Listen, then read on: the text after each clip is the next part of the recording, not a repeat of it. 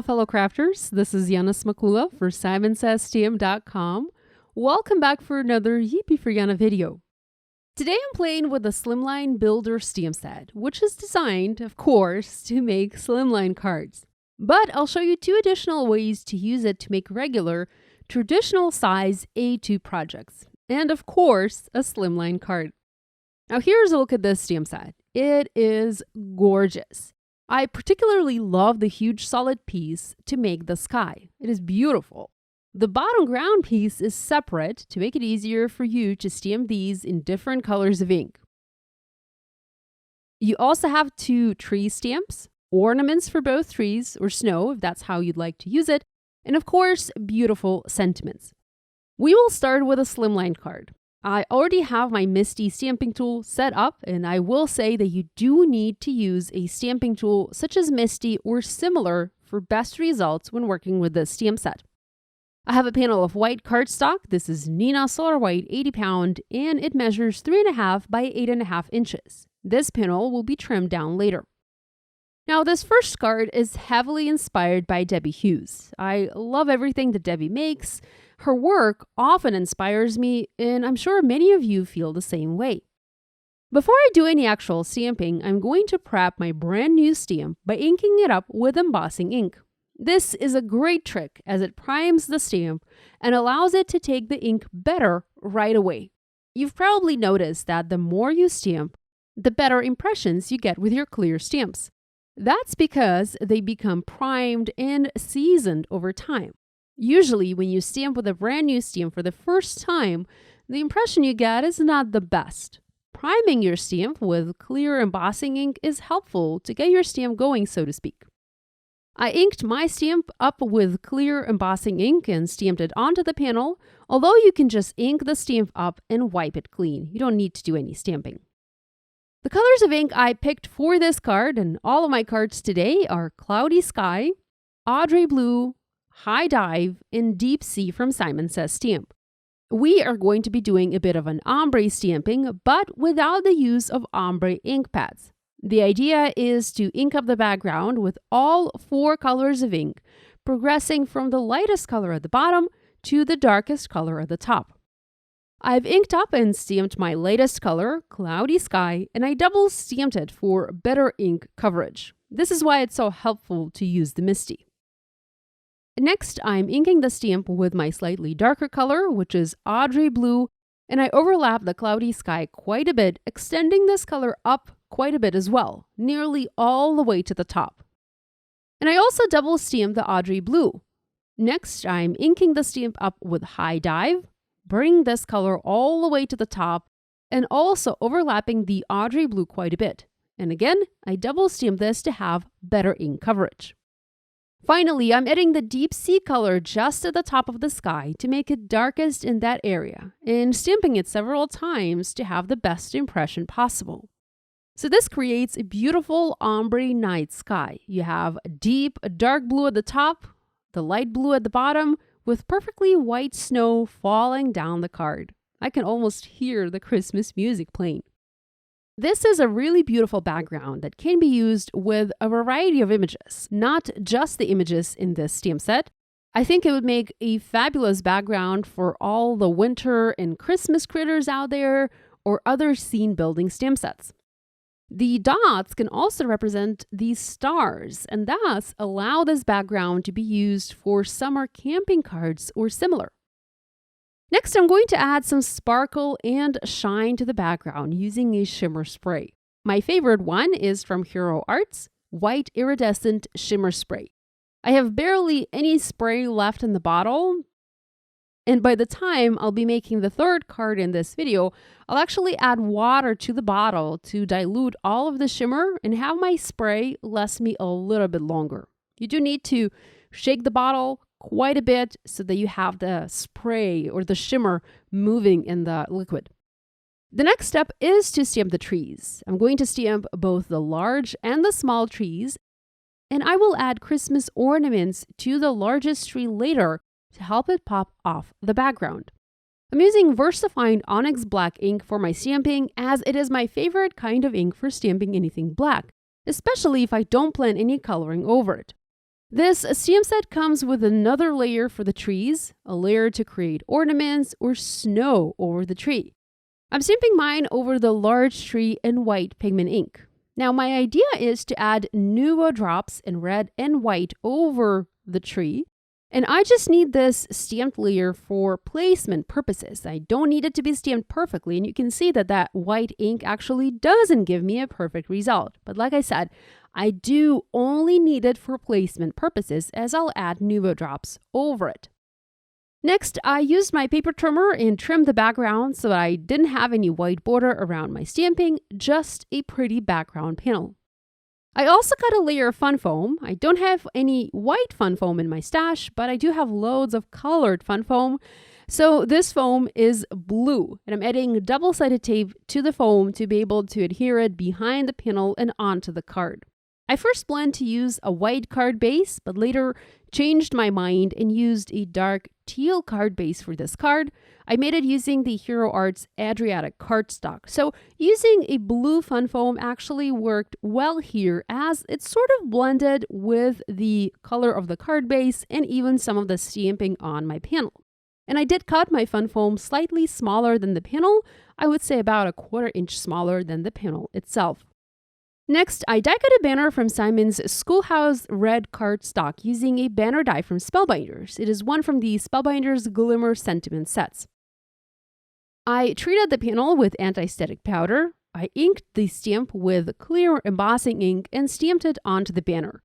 The sentiment reads, "Happy Holidays." I added white embossing powder onto the sentiment and heat set it with my heat tool to melt the powder in place. Later, I'll be using white detail embossing powder. For this sentiment, however, I used regular white embossing powder.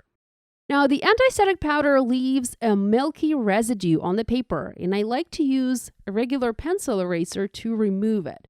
Once I heat set the image, I give it a couple of seconds to cool off, and then I use my pencil eraser. It works like a charm and removes any residue perfectly from the cardstock. I used foam adhesive squares and foam mounted the sentiment banner onto my card. Here you can see that I've already switched to a different color card base. And I really like how this Adriatic color ties in with the colors that I used to stamp the background.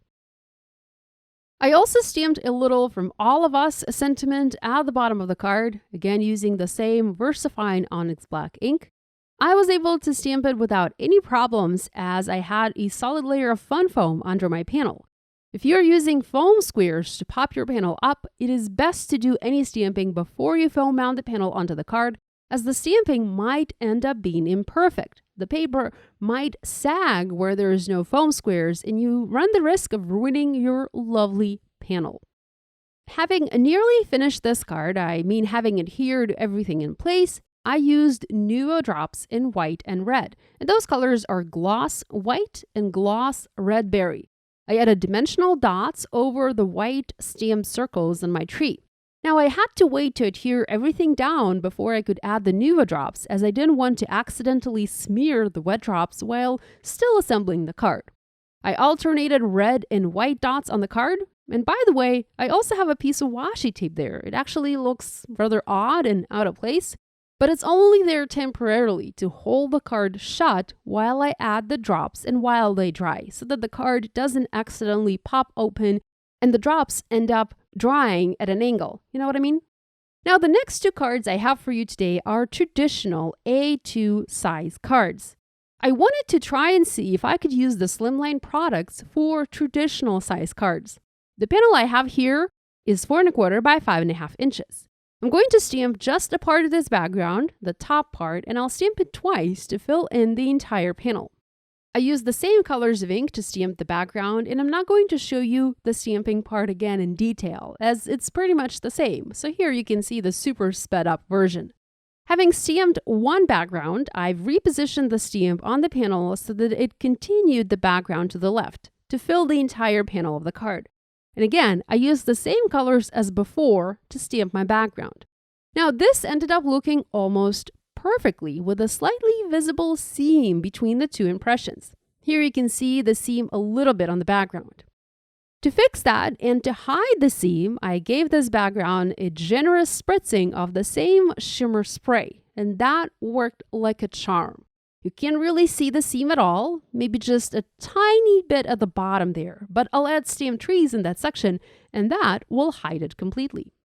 Now, speaking of the trees, for this card, I wanted to stamp just the tree tops to make it look like you were seeing just the top of the forest. And again, I used both the small and large trees in the same VersaFine Onyx black ink and stamped the images filling the bottom edge of the panel. I wanted to have a Merry Christmas and a Happy New Year sentiment on this card. I had white hand embossed a Merry Christmas message on red cardstock, exactly as I did for my first card. But the second part of the sentiment, I wanted to have it stamped directly on the background. Now, the shimmer spray makes it kind of hard to do any stamping over it, so here I tested stamping the sentiment on the background, where I had the shimmer. Now, I did like how it looked when I just tested it. Had that looked bad, I knew I'd be able to cover that up with that red banner, so I actually stamped that sentiment where I planned to place the red banner. But then I moved the panel up and stamped it again, but that didn't stamp too well and I had to improvise. So I stamped the sentiment on a white cardstock panel or on a white cardstock strip, and I just added that below the Merry Christmas. I actually think that ended up looking quite nice. I foam mounted both onto the background, and the background was actually trimmed to 4 by 5¼ inches, and it was foam mounted onto the card. I also added nuvo drops in white and red onto the tree as I did on my Slimline card. Moving on, the last card for today features a sentiment from another stamp set from Simon, the Slimline Greetings. Oh my goodness, these sentiments are incredible. They, of course, are meant for Slimline cards, but I'm using the Merry Christmas sentiment on a traditional size A2 card today.